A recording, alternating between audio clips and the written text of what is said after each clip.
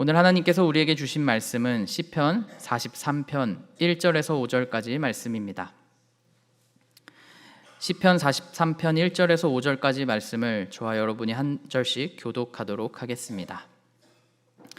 하나님이여 나를 판단하시되 경건하지 아니한 나라에 대하여 내 송사를 변호하시며 간사하고 불의한 자에게서 나를 건지소서. 주는 나의 힘이 되신 하나님이시거늘 어찌하여 나를 버리셨나이까? 내가 어찌하여 원수의 억압으로 말미암아 슬프게 다니나이까? 주의 빛과 주의 진리를 보내시어 나를 인도하시고 주의 거룩한 산과 주께서 계시는 곳에 이르게 하소서. 그런즉 내가 하나님의 제단에 나아가 나의 큰 기쁨에 하나님께 이르리이다. 하나님이여 나의 하나님이여 내가 수금으로 주를 찬양하리이다. 함께 읽겠습니다. 내 영혼아 내가 어찌하여 낙심하며 어찌하여 내 속에서 불안해하는가? 너는 하나님께 소망을 두라. 그가 나타나 도우심으로 말미암아 내 하나님을 여전히 찬송하리로다. 아멘. 하나님께서 이 말씀을 통해 은혜 주시길 원합니다. 아멘. 할렐루야. 오늘도 수요예배 자리에 나오신 모든 분들을 진심으로 환영하고 축복합니다. 우리 옆에 계신 분들과 함께 인사하면 좋겠는데요. 주님께서 당신의 있는 모습 그대로 사랑하십니다. 인사하겠습니다.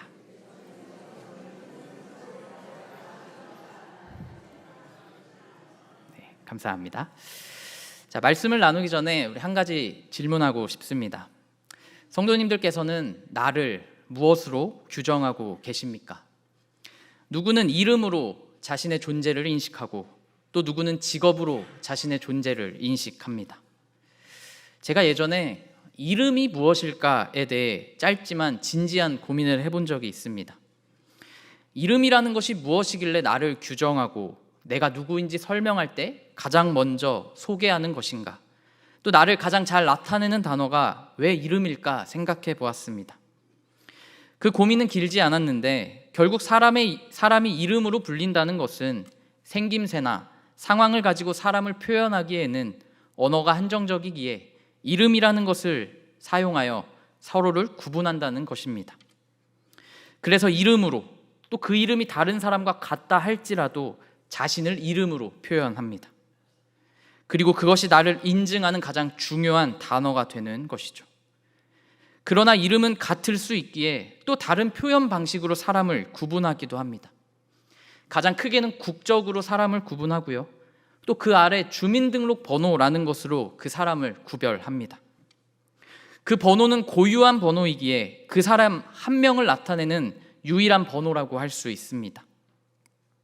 그런데 이 주민등록번호가 있다는 것, 그것이 그 나라의 국민이라는 것을 인증할 수 있지만 그 사람이 누구라는 것을 인증할 수 있을까요? 규정할 수 있을까요? 그건 아닌 것 같습니다. 작년에 제가 태국에 갔을 때 한 선교사님의 기도 제목에 대해 들은 적이 있습니다. 선교사님께서 학교 학생들과 함께 기회가 되면 해외도 나가보고 싶고 또 이 학생들에게 더 넓은 것을 경험해 주고 싶기는 한데 한 가지 문제가 있다는 것입니다. 무엇이냐면 그 학교에 다니는 학생들 중에 몇 명이 한국으로 따지면 주민등록번호가 없어서 여권을 만들지 못하는 경우가 있다는 것입니다. 어떻게 그럴 수 있냐고 묻자 태국에는 다양한 부족들이 있는데 일부 부족에서는 태국 국민으로 등록하는 그 과정과 비용이 너무 많이 들어 그냥 하지 않고 산다는 것입니다. 또 거기가 미얀마 국경이랑 매우 가까운 지역인데 미얀마에서 넘어온 사람들, 그 사람들을 다 파악할 수 없기에 그들을 그냥 학교에는 다니게 하지만 주민등록번호가 없이 살아간다는 그런 경우가 있다고 들었습니다. 그러나 그 사람들도 학생들도 사람이기에 도움을 받아 그 학교에 다닐 수는 있지만 그 중에 영주권이란 개념이 있어 병원을 다닐 수 있고 하지만 온전한 국민으로 받아들여지지는 않는다는 것입니다. 그 학생의 출생에 대해 소명하면 해결되겠지만 그 과정이 까다롭고 비용이 많이 들어 쉽지 않다는 그런 이야기를 들었습니다. 그런데 그 학생은 비록 주민등록번호는 없지만 한 사람으로서의 삶을 살아가고 있고 한 예배자로 삶을 살아가고 있다는 것입니다. 그래서 국적과 주민등록번호가 그 사람을 규정하는 것도 아닌 것 같습니다. 또 누구는 직업으로 자신을 규정합니다. 이름 다음으로 많이 소개하는 것이 자신의 직업이죠. 나 사회에서 이런 일을 해. 이렇게 사회에 기여하고 있어. 내가 이 일을 하니 나의 생활은 보통 이렇다라며 자연스럽게 연결되어 소개하는 것입니다. 저 역시 제가 사회 속에서 다양한 역할을 수행하며 살아갑니다. 그런데 저를 가장 잘 표현하는 단어가 바로 직업이죠. 저는 누구의 아들이고 누구의 남편이고 누구의 아빠이기도 합니다. 또 누군가엔 친구이죠. 그런데 저를 가장 잘 나타내는 표현은 바로 목사입니다. 물론 저를 궁금해하는 사람들도 이름 다음으로 묻는 것이 직업입니다. 제가 작년 3월에 이사했을 때의 이야기인데요. 이삿짐을 정리하면서 도와주시는 분들과 여러 가지 소통을 하게 되었습니다. 옆에서 저에게 가구 배치에 대해 설명하기를 원하셨고, 저는 그분의 요청대로 나름대로 설명도 드리고 짐도 옮겨드리며 시간을 보내고 있었습니다. 오전부터 함께해서 조금 편해지셨는지 저에게 사장님 무슨 일 하세요? 물어보시는 겁니다. 그래서 제가 잠시 머뭇한 뒤에 저는 목사입니다 라고 대답했습니다. 그러나 그분은 당황스러운 내색을 하지 않으시고는 젊은 나이에 공부 많이 하셨네요 라고 웃어 넘기셨습니다. 그 말에 그분에게는 목사가 어떤 일을 하는지 어렴풋이 아시는 것 같아 괜시리 그 뒤로 조심스러워지고 부탁도 잘 못하는 그런 경험을 하게 되었습니다. 그분은 저의 이름도 나이도 궁금해하지 않으셨지만 단 하나 제가 무슨 일을 하는지 궁금해하셨고, 그 대화를 통해 제가 어떤 사람인지 어느 정도 파악할 수 있었다는 것을 알 수 있었습니다. 그리고 저는 저의 직업이 공개된 이후에 괜시리 몸가짐이 바르게 되고 태도가 달라진다는 것을 느끼게 되었습니다. 이와 같이 사람은 사회적으로 여러 가지 관계를 맺으며 살아가기 때문에 그 사회 속에서 다양한 역할을 수행하고 다양한 역할을 수행하며 오는 기대에 부응하기 위해 부단히 노력합니다. 타인이 나에게 기대하고요. 심지어 자신이 자신에게 기대하는 것이 있습니다. 때로는 그 기대에 부응하지 못하면 좌절하게 되고요. 또 기대에 부응했을 때 기쁘다가도 더 높은 단계의 기대가 나에게 다가올 때 지치게 됩니다. 그것을 내려놓는 것이 중요하다는 것을 너무나 잘 알지만 쉽지 않습니다. 주변의 시선을 의식하게 되고 이미 교육을 받을 때부터 경쟁하는 삶을 몸으로 익혀왔기에 나도 모르게 또 그러고 싶지 않은데 계속해서 경쟁하며 살아가는 것이 우리라는 것입니다. 물론 경쟁한다는 것 100% 나쁘다는 것을 이야기하는 것은 아닙니다. 경쟁은 한 사람을 성장시키고 또 상대방을 성장시키기도 합니다. 이상적이지만 청춘 드라마나 영화처럼 그 경쟁이라는 것을 잘 사용한다면 모두 좋은 결과를 얻을 수 있습니다. 그러나 현실 사회 속에서는 어떠합니까? 경쟁할 대상이 너무나 많습니다. 그 기대에 부응하기 위해 맞지 않는 가면을 쓰고 맞지 않는 옷을 입고 살아갈 때가 많다는 것입니다. 그랬을 때 사람들은 나를 점점 잃어간다 말을 하게 됩니다. 이제는 내가 어떤 존재인지 헷갈리는 그 지경에 이르게 된다는 것입니다. 그런 우리들에게 오늘 본문은 조금 더 내려놓음과 있는 그대로의 나를 마주하는 것에 대해 이야기하고 있습니다. 오늘 함께 읽은 본문 시편 43편은 42편과 하나의 시편이라고 보는 견해가 많은데 너무나 유명한 시편입니다. 사슴이 시냇물을 찾는 것 같이 내 영혼이 주를 찾습니다. 내 영혼아 하나님께 소망을 두라라고 말하는 시편입니다. 먼저 43편 5절을 보면 그는 영혼의 낙심과 불안함에 대해 설명하고 있습니다. 그리고 그 불안함은 42편에 등장하는 사슴과 연결되는데요. 사슴이 시냇물을 찾기에 갈급함 같이 내 영혼이 주를 찾기에 갈급하다 고백하는 것입니다. 사슴은 어떤 동물입니까? 너무나 연약한 동물이고 늘 맹수에게 쫓기는 그런 연약한 존재입니다. 맹수에게 쫓겨 두렵고 지쳐 있을 때 잠시 쉴 수 있고 목을 축일 수 있는 그 시냇물을 찾는 것, 너무나 간절한 것입니다. 그런데 생각해보면 사슴만 그렇게 연약한 존재일까 생각하게 됩니다. 사슴만 불안과 공포, 걱정과 염려가 있는 것이 아니라 원수들과 적대자들 속에서 홀로 하나님을 신뢰하는, 그 불신의 시대에서 홀로 하나님을 찾고 있는 이 시편의 저자가 그와 같다 할 수 있습니다.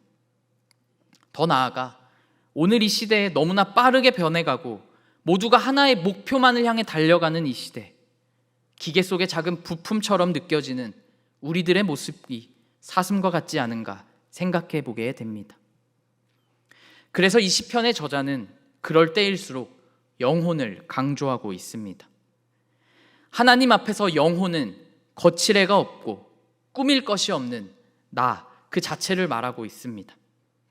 그 영혼이 하나님, 살아계신 하나님을 갈망한다, 하나님께 소망을 두라고 지금 말씀하고 있는 것입니다. 하나님의 형상대로 지음받은 사람에게는 누구나 하나님을 찾는 마음이 있습니다.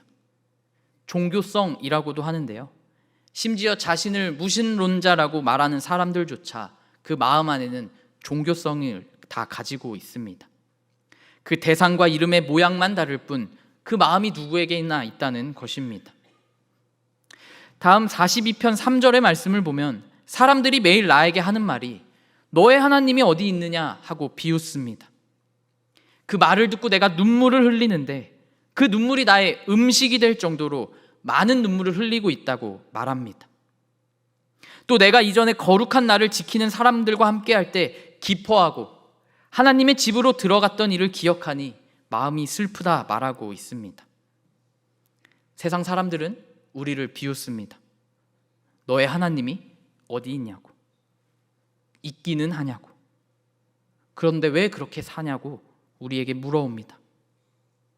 물론 하나님과 동행한다면 그 말이 신경 쓰이지 않습니다. 그런데 그들의 비웃음이 내 마음 안에서 질문으로 일어날 때 우리는 흔들리게 됩니다. 그 흔들림 안에서 하나님보다 다른 것에 관심을 갖게 되고 다른 것을 충족하기 위해 또 그 기대를 만족시키기 위해 계속해서 노력하는 것입니다. 그것이 다 채워지지 않으면 자책하고 괴로워하고 많은 노력 끝에 그것을 다 채워가면 공허하다고 합니다. 그런 사람들의 이야기를 우리는 너무나 많이 듣게 되고 또 경험하게 되는 것입니다. 43편 1절을 보면요, 지금 그 시편의 저자는 억울한 상황에 있는 것으로 보입니다. 거짓되고 불의한 사람들, 그리고 경건하지 않은 나라 가운데 있습니다. 그렇기에 그는 하나님께서 재판장이 되어주셔서 나를 판단해 주시고 송사를 변호해달라 간청합니다. 성경에서 말하는 이 정의라고 하는 것은 주로 억울함을 풀어낼 때 사용합니다. 신원한다고 하죠. 정의와 공의의 하나님께서 재판장이 되어주셔서 나의 억울함을 풀어주시고 정의와 공의를 베풀어 달라고 간청하는 것입니다. 우리의 상황이 이와 같습니다. 세상 사람들은 우리를 비웃습니다. 그리고 거짓되고 불의한 세상 속에서 그리스도인으로 살아가며 혼란을 경험하게 됩니다. 왜 나만 선을 행하며 살아야 하는지, 저 악인들은 승승장구하는 것 같은데 왜 나만 사랑을 실천하고 오래 참아야 하는지 질문하게 됩니다. 그러나 이 사람의 잘됨과 복됨을 판단하시는 이는 오직 하나님입니다. 그러기에 하나님께서 나의 이 억울한 마음을 풀어주시고 송사를 변호해달라 간구하는 것입니다. 하나님만이 나의 기준이 되시며 하나님만이 유일한 기쁜 복이시기 때문입니다. 그러면서 마지막으로 이 시편의 저자는 다시 한번 마음을 다잡으며 고백합니다. 내 영혼아, 너가 어찌하여 그렇게 낙심하며 괴로워하고 불안해하는가? 너는 하나님께만 소망을 두라. 그가 너를 도우실 것이다.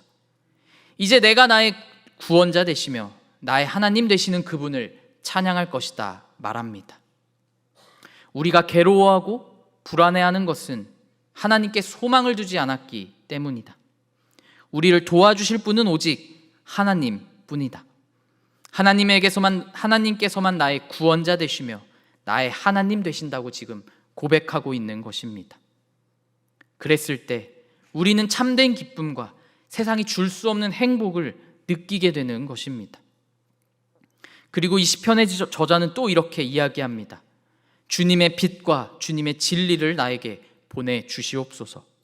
그것이 나의 길잡이 되게 하시고 주님의 산, 주님이 계시는 장막으로 나를 데려가 주십시오 고백하는 것입니다. 비록 지금 억울함 가운데 있지만, 거짓되고 불의한 자들과 함께 있고 경건하지 않은 나라 가운데 있지만 성소로 들어가 예배하기를 간절히 바라고 있다는 것입니다. 우리는 그 주님의 산, 주님의 장막 안에서 평안할 것입니다. 주 품 안에서 내 영혼이 안전하다는 그 찬양의 고백처럼, 주 약속 안에서 내 영혼이 평안하다는 고백처럼 주님을 마주하는 것이 너무나 중요하다는 것을 말씀하고 있습니다. 그리고 주님께서 보여주신 그 길로 걸어갈 때 우리는 진리로 향하고 주님께서 계신 곳으로 다다를 수 있다는 것입니다. 그리고 거기서 우리는 영혼의 안전함을 느끼며 평안함을 느낄 것이다 말씀합니다. 그래서 이 시편의 저자는 결국 하나님만 의지할 것을, 하나님만 찬양할 것을 강조하고 다짐합니다. 그것만이 나의 영혼과 나를 살리는 유일한 길이기 때문입니다. 하나님께서는 나의 그 겉모습에 크게 관심 있지 않습니다. 우리가 흔히 말하는 그 중심을 보시는 하나님, 그 하나님은 우리에게 우리의 중심에만 관심 갖고 계시다는 것입니다.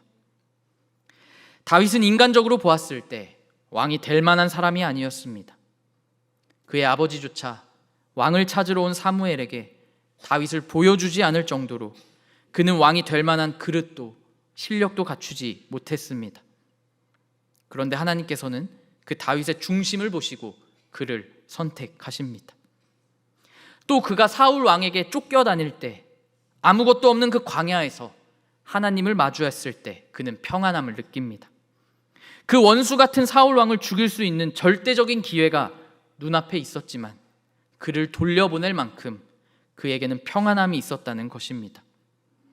그를 죽이는 것이 아닌 그보다 더 크신 하나님을 신뢰했을 때 그는 안전할 수 있었습니다. 또 너무나 잘 아시는 베드로, 그는 예수님께 사랑받을 자격이 전혀 없는 사람이었습니다. 직업이나 지식 수준이나 성품을 떠나서 그는 예수님을 버렸던 사람입니다. 그것도 예수님께서 들릴 만한 가까운 거리에서 예수님을 저주하고 그를 모른 척했던 죄인입니다. 그런데 예수님께서는 그 베드로를 다시 찾아와 주십니다. 그리고 그 베드로의 마음, 예수님을 사랑하는 마음, 세상적인 두려움 앞에 흔들린 그 마음을 만져주시고 다시 질문하심으로 붙잡아 주시고 다시 결단하게 만드시는 것입니다. 이와 같이 하나님께서는 예수님에게는 그 인간의 이름과 직업, 그의 능력, 그의 인간적인 성품이 크게 중요하지 않은 것 같습니다. 오직 하나님을 사랑하는 마음, 하나님을 찾는 마음, 예수님과 다시 함께하고 싶은 그 마음, 그 중심이 하나님께 무엇보다 중요하다는 것입니다. 혹시 머나먼 타지로 선교나 봉사활동을 다녀오신 경험이 있으신지 모르겠지만 말이 통하지 않고 그들이 어떤 삶을 사는지 전혀 공유되지 않은 그 상황 속에서 그 사람의 이름과 가정 상황, 그가 무슨 일을 하는지 전혀 알 수 없는 그 상황 가운데서 유일하게 서로 알 수 있는 것은 동일한 하나님을 믿는다는 것, 그 하나님을 향한 마음이 있다는 것, 하나님께서 저들을 사랑하신다는 그 마음, 저들도 하나님을 찾고 있다는 간절함이 있다는 것, 그것밖에 알 수 없는 정보가 없지만 그 마음이 서로에게 전해졌을 때 하나가 될 수 있다는 것입니다. 언어는 다르고 생김새가 다르고 살아온 환경과 삶의 과정들이 다 다를지라도 하나님을 믿는 한 사람 대 사람으로 거칠애가 아닌 그 영혼의 깊은 교제를 통해 우리는 하나가 될 수 있다는 것입니다. 세계적인 영성학자이자 하버드 교수인 헨리 나우에는 그의 강의에서 자신이 아마존의 한 부족을 방문했을 때의 이야기를 이야기합니다. 그는 그들을 만나자마자 자신을 소개합니다. 저는 하버드에서 강의하고 학생들을 가르치는 헨리 나우엔이라는 사람입니다. 자신을 소개했더니 그들이 묻는 것입니다. 하버드가 뭡니까? 헨리 나우엔은 지금까지 하버드 대학이 무엇인지 아무도 물어보지 않았는데 지금까지 설명할 필요가 없었기에 당황했지만 그럴 수 있다 생각하며 다시 한번 설명합니다. 전 세계에 있는 사람들이 공부하고 싶어하는 최고의 대학 중 하나입니다. 제가 거기서 학생들을 가르치는 교수입니다. 그랬더니 그들이 다시 묻는 것입니다. 사람들이 왜 공부하고 싶어 합니까? 이 헨리 나우에는 사회의 통념적인 위치와 내가 생각한 가장 중요한 나의 정체성, 나를 가장 잘 설명할 수 있는 것을 이야기하고 있는데, 이 사람은 본질적인 질문을 하고 있다는 것입니다. 그날 헨리 나우에는 저녁에 이렇게 고백합니다. 내가 여기에 있는 사람들에게 내가 얼마나 대단한 인물인지 설명하기 너무나 어려웠다. 그런데 어쩌면 나의 오래된 영혼의 방황이 여기서 마무리될지도 모르겠다. 왜냐하면 이들은 인간이, 신이 인간을 대하는 방식과 가장 유사한 방식으로 나를 대하고 있기 때문입니다. 오직 나의 이름 헨리, 나의 이름으로 나 자체를 받아주고 있구나. 인간의 영혼이 가장 원하는 것은 나의 이름으로 나를 사랑해 주시고 나를 받아주시고 그 신을 대할 때 그 방황이 끝나는구나 고백했다는 것입니다. 맞습니다. 하나님께서는 내가 누구인지, 내가 어떤 일을 하며 살아가는지, 내가 지식은 얼마나 있고 내가 가진 것이 얼마나 많고 그런 것들엔 전혀 관심이 없으십니다.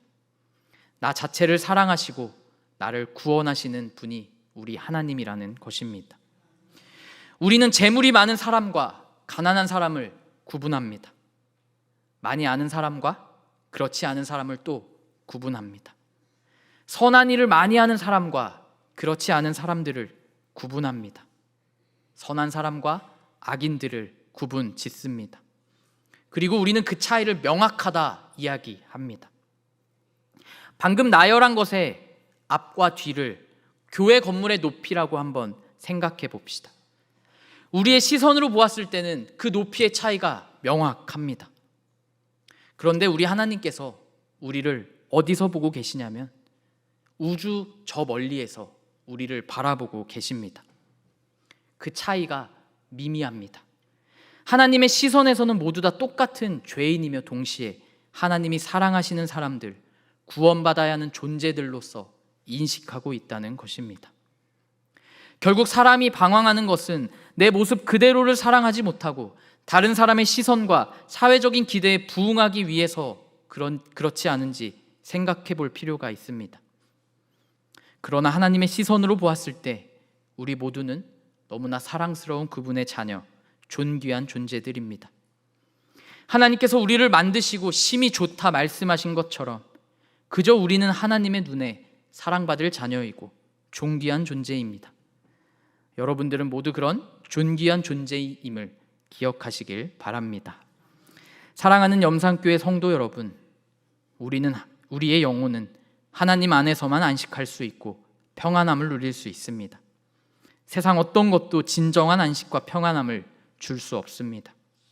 그런 하나님과 언제나 동행하며 우리의 영혼, 우리의 있는 모습 그대로 사랑하시는 하나님 안에서 언제나 기쁨과 평안함을 누리시는 저와 여러분 되시기를 소망합니다. 기도하겠습니다.